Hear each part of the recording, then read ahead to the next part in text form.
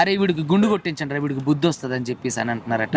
ఎల్కెళ్ళి దిగట్లేదట. అన్ని బూతులు, రకరకాల మానసిక క్షోభకు గురి చేస్తున్నారట. జైల్లో మరి అలా చేయాల్సిన అవసరం ఏముంది?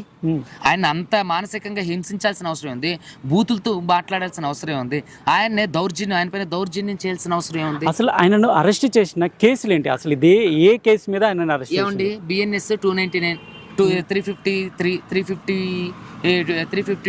ఇలాంటి బిఎన్ఎస్ యాక్ట్లు పెట్టారండి. అవన్నీ నాన్ కాగ్నైజబుల్ అఫెన్సెస్, 3 సంవత్సరాల లోపు శిక్ష పడే కేసులు. సో వాటి మీద అరెస్ట్ చేయడం అనేది నిజంగా రెడిక్యులస్, సిగ్గుచేటు కూడా.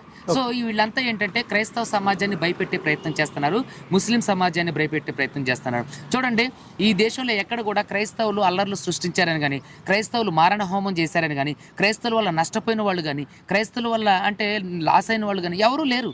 అదొక శాంతియుతమైనటువంటి మార్గం. మతం కూడా కాదు, క్రైస్తవ్యం అనేది ఒక మార్గం.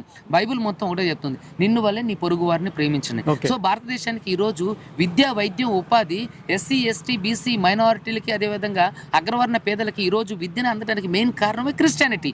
ఈరోజు వైద్యం తీసుకురావడానికి మెయిన్ కారణమే క్రిస్టియానిటీ. ఈరోజు ఉపాధి కల్పించడంలో ఎస్సీ, ఎస్టీ, బీసీని ఐక్యం చేసిందే క్రిస్టియానిటీ.